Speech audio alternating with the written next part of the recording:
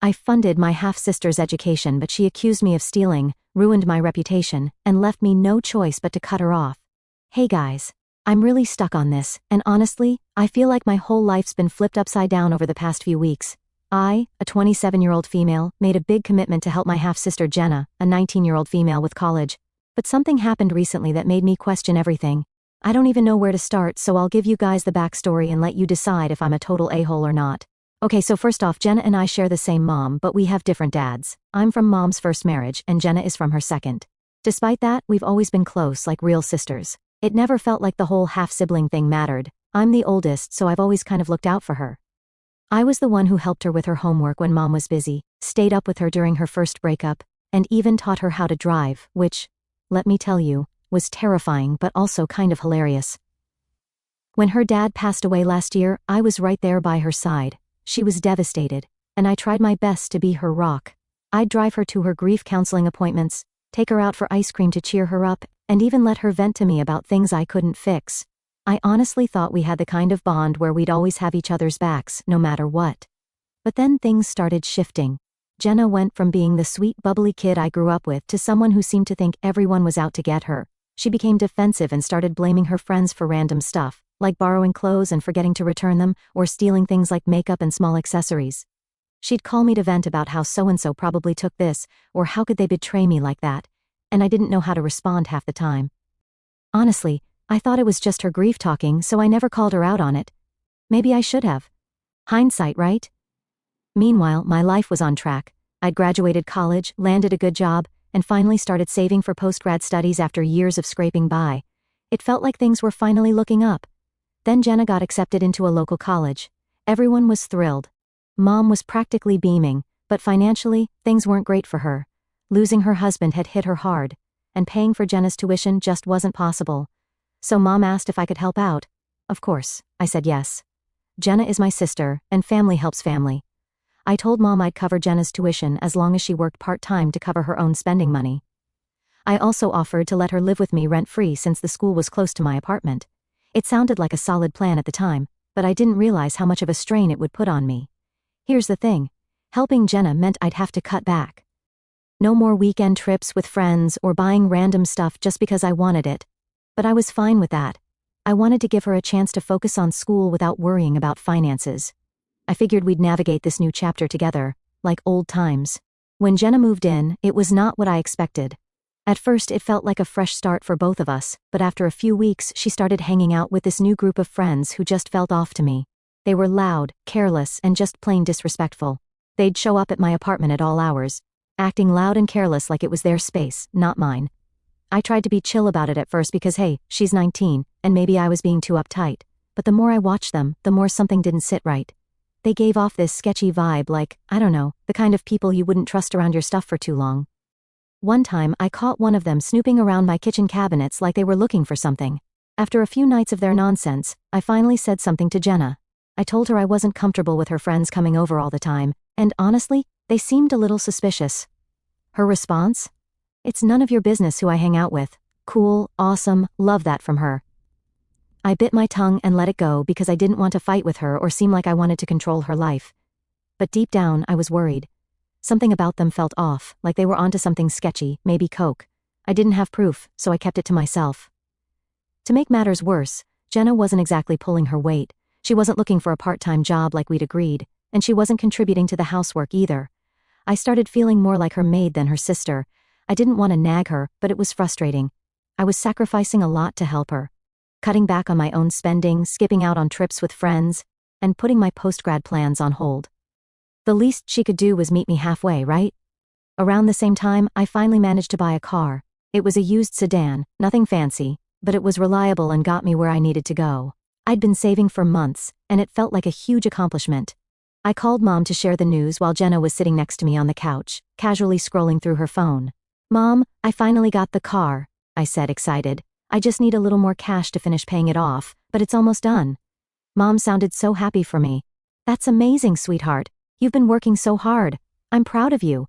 Jenna didn't say anything, just kept scrolling, and I didn't think much of it. It wasn't a big deal or some kind of secret. I was just proud and wanted to share the moment. For a brief moment, I thought maybe things would start looking up. I had my car, Jenna was settling into her new life, and I figured we'd find our groove eventually. I even thought the car might be something we could bond over, a little milestone moment for me, and a way to make her life easier too. I mean, I was driving her to school and on errands. It wasn't just for me. But instead of being happy for me, she started acting different, more distant, more irritable. She wasn't outright mean or anything, but her tone was off, like she had something to say but wouldn't say it. So yeah, we were already on shaky ground before the incident that changed everything happened. We had planned a little trip to the lake to celebrate the car, nothing fancy, just a chill day out. I thought it would be a good way to reset things, maybe talk, and get back to how we used to be. Jenna seemed excited, which was rare lately, so I was looking forward to it. The morning of, we started packing up the car. I was gathering snacks and blankets while she grabbed her stuff. That's when I heard her yell from her room. It wasn't the usual annoyed or dramatic yelling I'd gotten used to, it was full-blown panic. I dropped what I was doing and rushed over, thinking she'd hurt herself or something. She was standing in the middle of her room, tearing through her bags like a maniac. Clothes were flying everywhere, drawers were open, and she looked like she was on the verge of a breakdown. "What's going on?" I asked, genuinely concerned. "My dad's camera," she said, her voice shaking. "It's gone." Now, for context, this wasn't just any camera. It was a vintage, gold-plated Leica Luxus that was worth thousands, and it had been in her dad's family for generations. She told me about it before, how her dad used to take photos with it when she was a kid, and how it was one of the few things she had left of him. I knew how much it meant to her, so I immediately started helping her search. We tore her room apart, then the living room, then the car. Nothing. It was like the camera had vanished into thin air. I asked her if she was sure she brought it with her when she moved in. She froze for a second, like she was considering the possibility, but then shook her head. "I had it. I was using it just the other day." I nodded and suggested we retrace her steps. Maybe she'd left it at a friend's house or in one of their cars, but the moment the words left my mouth, her whole demeanor changed. She stopped searching, crossed her arms, and gave me this look, half frustration, half accusation. "I didn't leave it anywhere," she said slowly. "Someone must have taken it." I blinked, confused. "Taken it? Jenna, who would—" And then it hit me. She wasn't just saying someone had taken it, she was saying I had taken it. "Are you seriously accusing me of stealing your camera?" I asked, my voice rising. I was so caught off guard I didn't even know what else to say. I mean, yeah, I knew she'd been weird about trust lately, but I never thought she'd go there with me, her own sister. "I'm just saying," she started, her tone defensive. "It's weird how you suddenly have money for a car, and now my camera's missing. Don't you think that's convenient?" I stared at her, absolutely stunned. I couldn't believe what I was hearing. After everything I'd done for her, paying for her tuition, letting her live with me rent-free, dealing with her messy friends, this was how she saw me? As some kind of thief? "Are you kidding me right now?" I said, trying to keep my voice calm. "I've been saving for that car for months. You've seen me working extra hours, you've seen me skipping out on stuff so I could afford it, and now you're accusing me of pawning your dad's camera to cover the rest?" She shrugged, like it wasn't a big deal. "I don't know, it's just suspicious timing." That word, suspicious, felt disgusting. I couldn't believe she'd actually say that to me, let alone believe it. I told her I had receipts to prove every penny I'd spent on the car, but she just rolled her eyes and went back to rummaging through her stuff, muttering something about how convenient it all was. The thing that hurt the most wasn't even the accusation itself. It was the fact that she didn't trust me after everything we'd been through, after all the times I'd had her back. She thought I was capable of stealing something so important to her. It felt like a slap in the face. At that point, I didn't even know what to say. I just walked out of the room, grabbed my keys, and told her I'd be waiting in the car if she still wanted to go to the lake. Part of me hoped she'd come out and apologize, but she didn't. She just sulked the whole drive there, barely speaking a word. And that was the beginning of the end. After the lake trip and the lost camera, things between Jenna and me got unbearably tense. She barely spoke to me unless she absolutely had to, and even then, her tone was clipped, like I'd done something unforgivable. It was a weird kind of passive-aggressiveness, like she wasn't outright mean, but everything about her attitude screamed, "You're the problem." She'd leave her stuff all over the apartment, conveniently forget to clean up after herself, and crank the volume on the TV when I was trying to work.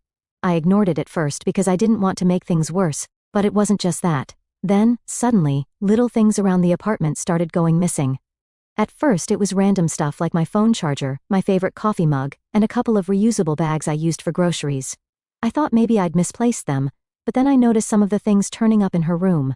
My charger was plugged into her phone, the coffee mug I'd been searching for all week was sitting on her nightstand, half filled with some mystery drink. When I asked her about it, she just shrugged and said something like, "I didn't think you'd mind." I tried to brush it off. It wasn't worth fighting over, and honestly, I was too mentally drained to care. But then it escalated. I started finding my stuff broken or damaged. A picture frame I'd had since college was cracked. My favorite water bottle, one I'd been using for years, suddenly had a huge dent in it. My plants, which I'd been taking care of for months, looked like someone had overwatered them to the point of drowning. And the fact that she didn't even bother to acknowledge it just made it worse. It wasn't just the stuff either.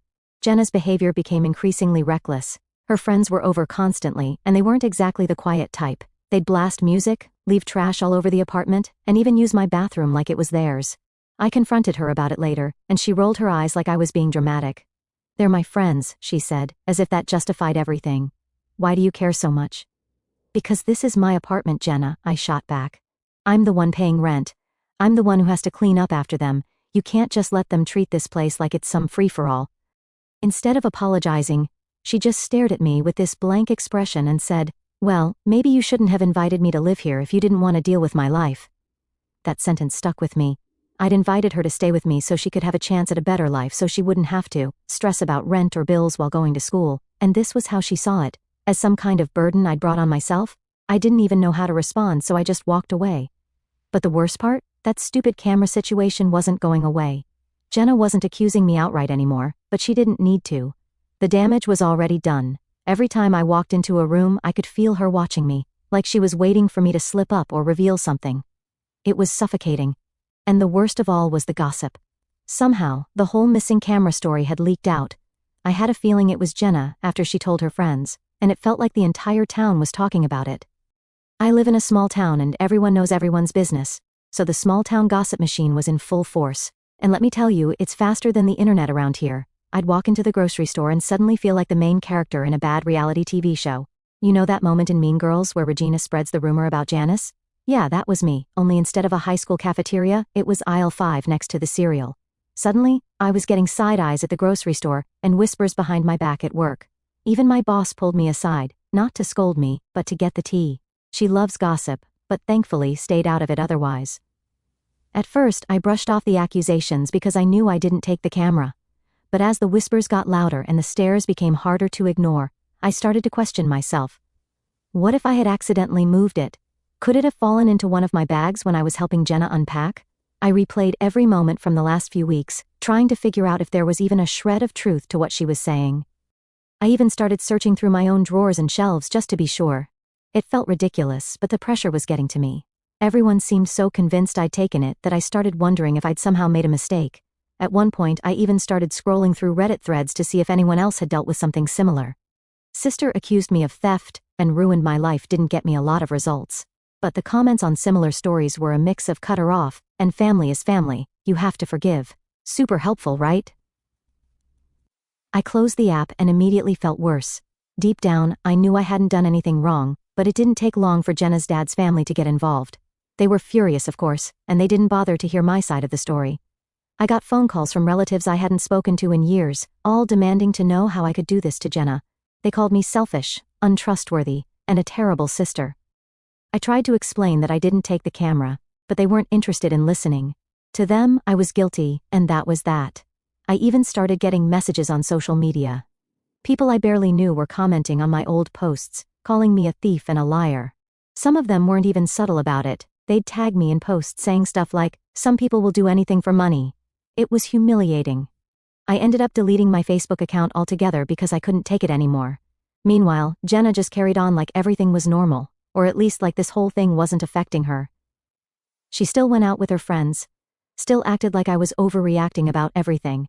Anytime I tried to bring up how much this was hurting me, she'd shut me down with some passive-aggressive comment like, "Well, maybe if you didn't have something to hide, people wouldn't be talking." It got to the point where I started avoiding her entirely. I'd leave for work early and stay out late just to avoid being in the apartment at the same time as her. I even started eating out more, even though it was killing my budget, just so I wouldn't have to deal with her attitude at dinner. I didn't know what else to do. Talking to her didn't work. Ignoring her didn't work. And the worst part? No matter how hard I tried to prove my innocence, it didn't matter. In her mind, and apparently in everyone else's, I was guilty. I tried to talk to Mom about it, hoping she'd help me figure out what to do, but even she seemed hesitant to get involved. She's been through a lot, Mom said. Like that excused everything. Maybe she just needs some time to calm down. Calm down? I snapped.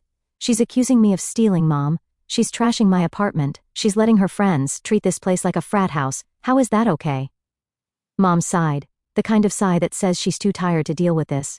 I'll talk to her, she said eventually. But you need to be patient. She's still grieving. I wanted to scream. Patience? I'd been nothing but patient. I'd bent over backward for Jenna, and this was how she repaid me. I knew Mom was just trying to keep the peace. But it felt like she was siding with Jenna, even if she didn't mean to. Things kept escalating until, finally, I reached my breaking point. It all came to a head when one of Jenna's aunts from her dad's side called me. I hadn't spoken to this woman in years. Honestly, I couldn't even remember her name, but she came in hot. She told me in no uncertain terms that if I didn't return the camera immediately, they were going to file a police report against me for theft. A freaking police report!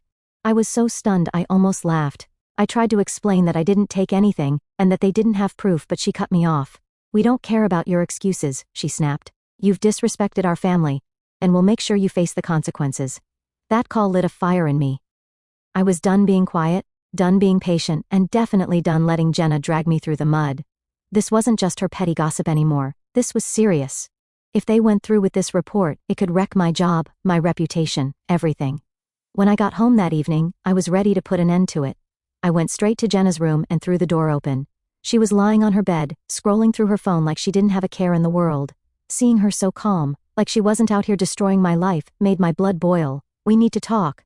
Now, I said, trying to keep my voice steady. She didn't even look up. About what? She said in that fake innocent tone she'd perfected. I clenched my fists. About how your dad's family is threatening to file a police report against me because of your stupid accusations. You need to fix this, Jenna. Right now. She finally looked up, raising an eyebrow like I was the one being unreasonable. Why should I? She said with a shrug. It serves you right. My jaw dropped. Serves me right? Are you serious right now? You made yourself look guilty, she said, her voice flat and dismissive. Maybe if you weren't so sketchy about your car, people wouldn't think you stole the camera. That was it. I couldn't hold it in anymore. Jenna, are you actually kidding me? I've done nothing but help you. I'm paying your tuition. I let you live here for free. I've sacrificed everything to make your life easier, and this is how you repay me? By trashing my name and turning everyone against me? She rolled her eyes. Maybe you should have thought about that before you stole from me. I felt my chest tighten, the sheer audacity of her words leaving me both furious and gutted. Get the hell out, I snapped, each word louder than the last. Pack your stuff and leave. I'm done with this. You're done here. For a second she looked shocked, like she didn't think I had it in me, but then her face hardened. Fine, she said, standing up. I don't need you anyway. I stormed out of the room, shaking with anger. I couldn't even be in the same space as her anymore. I went to the kitchen, gripping the counter to steady myself. I couldn't believe it had come to this. After everything I'd done for her, this was how it ended. That's when I heard the banging. Not light thuds or stomping, but full-on destructive pounding. My heart jumped into my throat. I ran to the window, and there she was, Jenna, sprinting across the driveway like an absolute maniac, baseball bat in hand. What the hell is she doing? I muttered to myself, fumbling to unlock the door. I barely made it outside before I heard the sickening crack of the bat slamming into my car. She didn't stop. She pulled the bat back like a jerk and swung again, hitting the hood this time, leaving a huge dent. I froze for a second, completely dumbfounded. Jenna! I shouted as I rushed toward her. What the hell are you doing? She turned to face me, a smug look on her face, gripping the bat tightly. Without a word, she swung it, slamming it into the side of my car with a loud thud that made the neighbors come out to watch the drama. My stomach dropped as I stared at the dent she'd just left. What is wrong with you? I yelled, my voice shaking with anger and disbelief. She smirked, resting the bat on her shoulder. Oh, what, is this your precious car? I figured it could use some character to match its owner. My fists clenched as I stepped toward her. Jenna, drop the bat, now. She laughed bitterly, tossing the bat onto the driveway like she'd made her point. Fine. You're so dramatic, you know that? It's just a stupid car, and you should have thought about that before telling me to get out like I'm some kind of trash you can just throw away. I didn't respond, just pulled out my phone and dialed. When the dispatcher answered, I kept my voice steady despite the anger bubbling beneath the surface. My sister just damaged my car with a bat. I need someone to come out here. Jenna's smug expression faltered when she realized what I was doing. You're seriously calling the cops over this? She asked, her voice full of disbelief. Wow, guess family doesn't mean anything to you. No, Jenna, I said firmly. Respect doesn't mean anything to you. I've had enough. Minutes later the patrol car pulled into the driveway. Jenna crossed her arms, her face blank but her posture tense. The officer stepped out and immediately assessed the scene, eyes landing on the dent in my car and the bat lying on the ground. I explained everything to the officer, how Jenna had been causing problems for weeks, how she took a bat to my car, and how I felt unsafe in my own home. Jenna tried to brush it off, saying it was just one little hit, and accusing me of blowing things out of proportion. But the officer didn't seem to buy it. "Did you hit the car with the bat?" the officer asked her directly. Jenna shrugged. "Yeah, but it's not like I destroyed it or anything, it's just a dent." The officer didn't look amused. "That's still property damage. Do you want to press charges?" he asked, turning to me. I didn't hesitate. "Yes, I do." Jenna's jaw dropped. "You're really doing this?" "You left me no choice," I said firmly.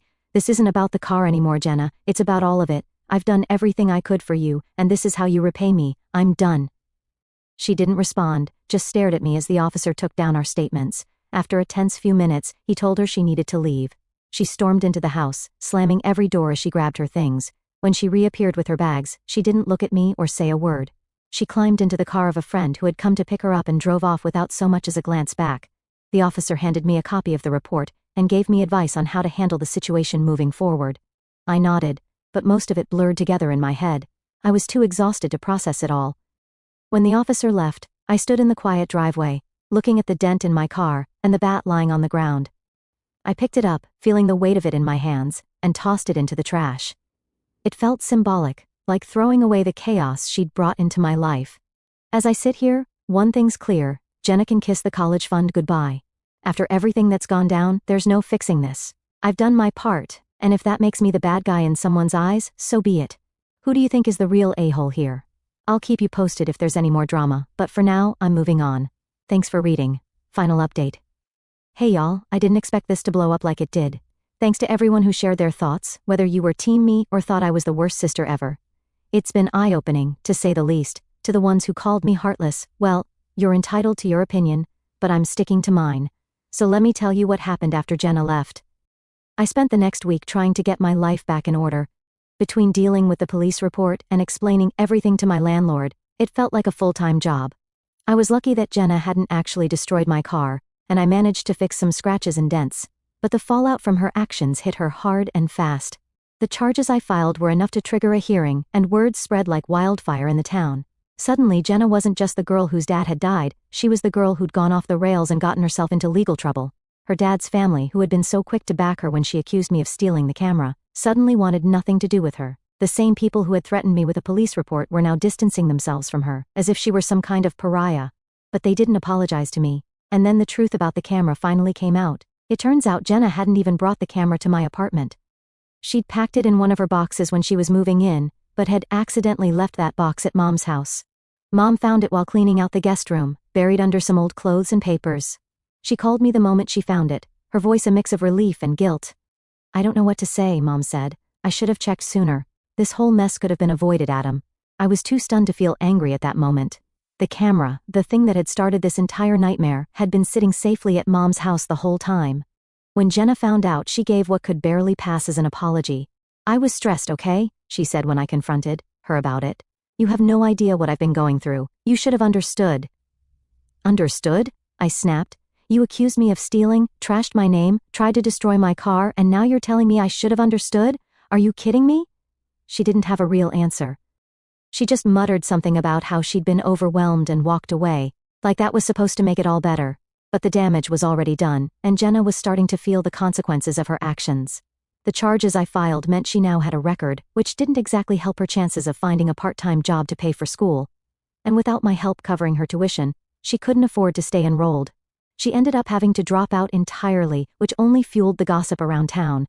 Her friends, the same ones she defended so fiercely when we were living together, disappeared almost overnight.